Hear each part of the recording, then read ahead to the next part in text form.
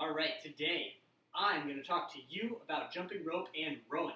Our workout is going to be 5 rounds. You're going to do a sub 45-second 250-meter row, followed by 50 unbroken double unders. So that's doing all 50 without any breaks or tripping up.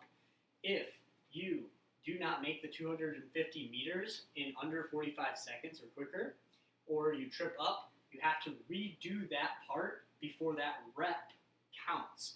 So, scales for this workout would be to give yourself a little extra time. Maybe try to do 250 in under a minute, or a minute and 15 seconds.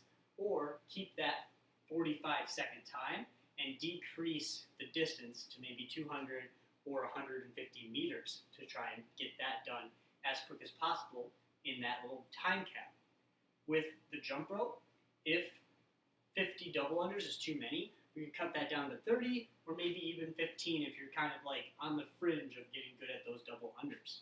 Scaling that, we'll go 90 single unders. 90 is still quite a bit, but we still want to move quickly, okay? If single unders are still pretty difficult too, we're still practicing that jump and swinging the fingers in a circle, what we can do is reduce the reps of that single under to something like 60 reps or even 30 reps. So, going into the warm-up, we have on a 25-foot lane or whatever distance you can do, it's going to be down and back. We're going to do knee pulls. So this is walking knee pulls. Grab your knee, hug it, pull it in nice and tight to your stomach. After that, we have our toe pull. So you're reaching up, pull that heel up to your glute. Then we're going to go into walking figure four. So this one here, grabbing your ankle and your foot, pull up, take a step, grab, lift, take a step. Then it's going to be a forward shuffle. So this forward shuffle is this movement here. It's kind of like a little dance, a little jig. You're going to do that while traveling forward. It is the easiest to start the movement first and then try to propel yourself forward. After that, we have our karaoke. So you can do this slowly at first, step, step, step, and then you can start to speed it up a little bit quicker. Big key here is that our hips are turning, but our upper body stays still while we do this karaoke step, okay? So we'll do all of those things 2 times, down and back, for that full warm-up. After that, we're going to start practicing our jump rope. The next part of the warm-up is going to be 4 rounds. We have 30 single unders, or you can scale to whatever jump rope style you're going to use for today's workout. We have 10 front and back arm swings. So that's front to back, like so. Go up to down, or you can go sideways, like this. 10 swings.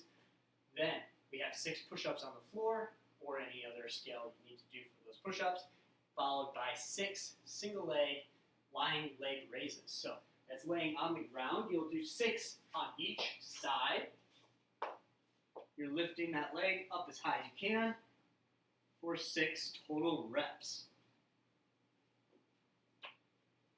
After we've gone through that 4 rounds, then we'll get into more of the build-up for this workout.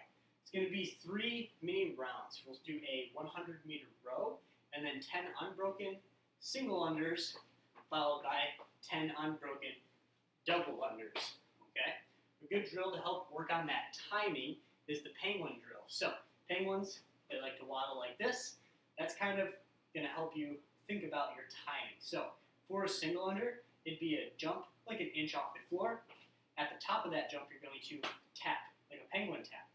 So it's jump and tap, kind of working on that timing, getting your jumps smaller and smaller so that you're not trying to launch yourself super high in the air. Once you get that timing down, you can start to practice double taps.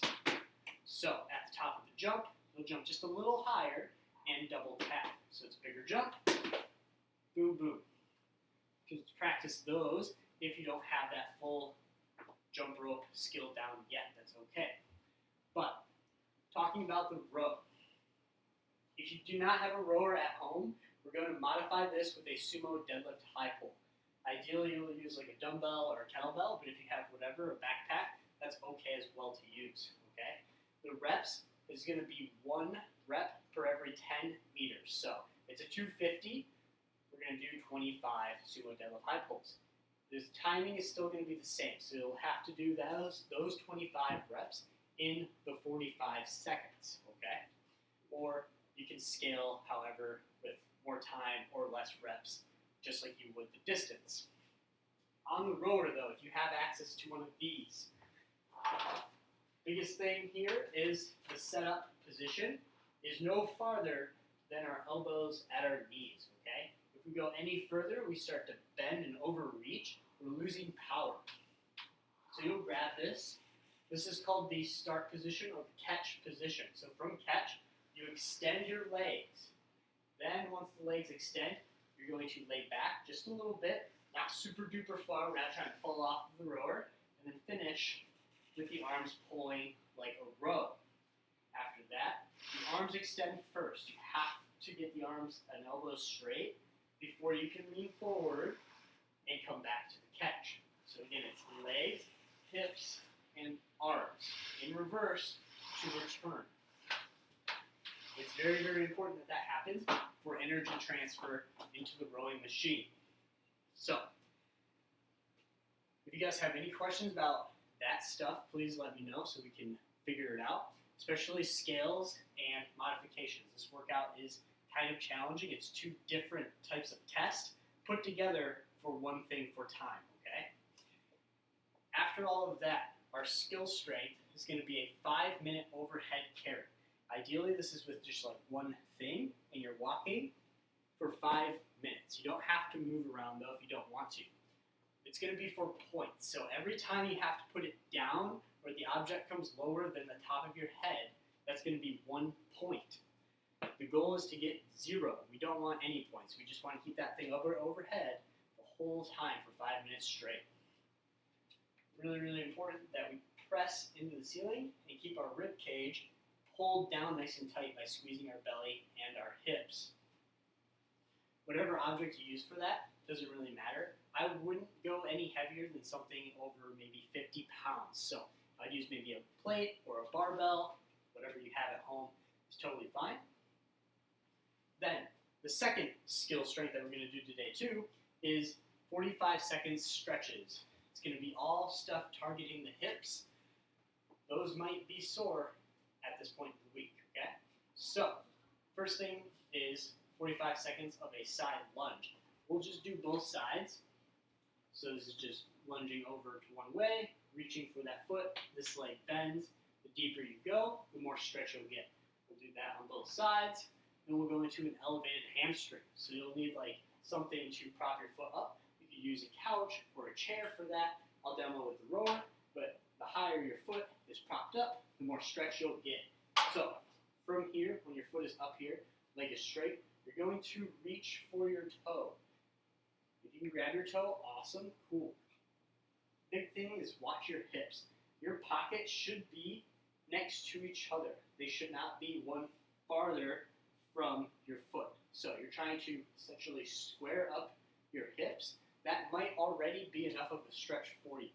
But after you do that elevated hamstring on both sides, we'll go to the floor and do a pigeon stretch.